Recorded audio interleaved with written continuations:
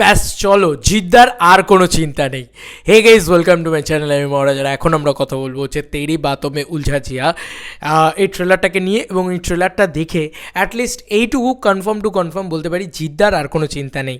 কেন বলছি, দেখো জিদ্দা অলরেডি বুমেরাং ছবিটা করছেন এবং সেই ছবিটার কনসেপ্ট রবটিক কনসেপ্ট, এবং সেখানেও কিন্তু রুক্মিণীদি রবট এরকমটা কানাঘুষো শোনা যাচ্ছিল। এবং ছবিটা কিন্তু সৌভিক কুণ্ডু ডিরেক্ট করতে চলেছেন, একদম অন্য রকমের একটা ছবি হতে চলেছে। বাট এই ছবিটা তেরি বাতোं में उलझा जिया এটার সাথে একটা কপির অ্যালিগেশন, কিন্তু অ্যালিগেশন ঠিক না, এটা নিয়ে আমরাই একটু বদার্ড ছিলাম। আমরা যারা বাঙালি দর্শক তারা আমরা ছিলাম যে কিছু মানুষ বলবে কপি, কারণ যেহেতু এইটা আগে রিলিজ করছে, মানে তেরি বাতোं में उलझा जिया এই সিনেমাটা আগে রিলিজ করছে। এই সিনেমাটা চলবে কি, ফ্লপ হবে কি, হিট হবে সেটা আমি জানি না।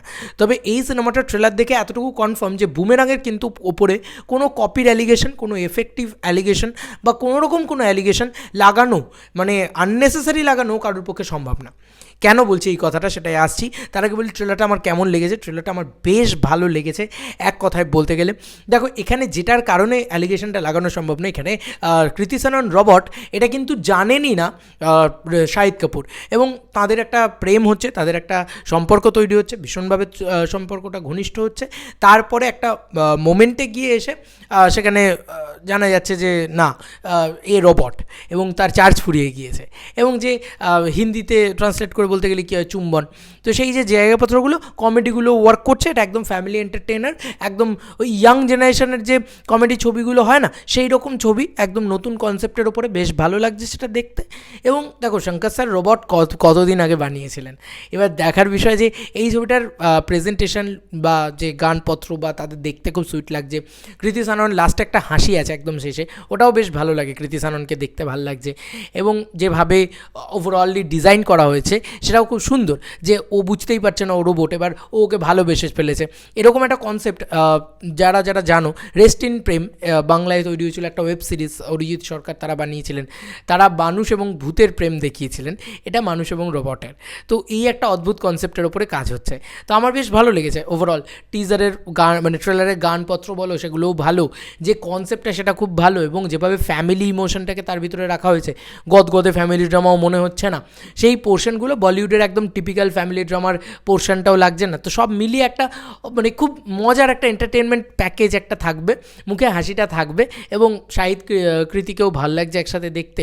সব মিলিয়ে ভালো লেগেছে আমার এই ট্রেলারটা, বেশ ভালো লেগেছে। এবার আমি যদি আসি জিদ্দার কথায়, দেখো জিদ্দার মেন যে পোর্শনটা সেটা হচ্ছে যে জিদ্দা কিন্তু এখানে সায়েন্টিস্ট, মানে সেই জায়গা থেকেই কিন্তু ফার্স্ট তুমি আর কোনো রকমভাবে ওই ছবিটার সাথে এই ছবিটার সাদৃশ্য করতে পারবে না। আমি ভেবেছিলাম যেটা যে শাহিদ হয়তো এখানে সায়েন্টিস্ট হবে, বাট সেটা কিন্তু নয়। তাই জিদ্দা এখানে সায়েন্টিস্ট, এটা আমরা সবাই জানি এতদিন ধরে।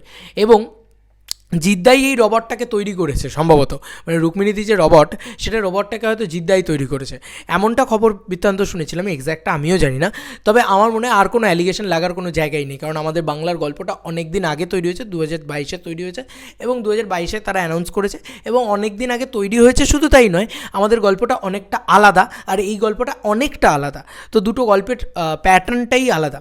তো এই গল্পটা ফ্যামিলি ইমোশনের দিকে যায়, তাদের সম্পর্কের দিকে যায়, তাদের পুরো বিষয়টা যায়, কিন্তু তারা মানে শাহিদ জানে না যে ও রোবট। আর এক্ষেত্রে জিদ্দার ক্ষেত্রে কিন্তু ব্যাপারটা আমার মনে হয় যে জিদ্দাই সায়েন্টিস্ট, জিদ্দাই সবটা সলভ করবে, বা অন্য কোনো একটা ডায়নামিক্স বা বিষয়পত্র কিন্তু থাকবে, যেটা বাংলা ছবিটাকে একদমই কমপ্লিটলি আলাদা করে দেবে। এবং বাংলার ইমোশন, বাংলার রুটেডনেস, সেগুলোও তো কোথাও গিয়ে বাংলা ছবিটাকে আলাদা করবে।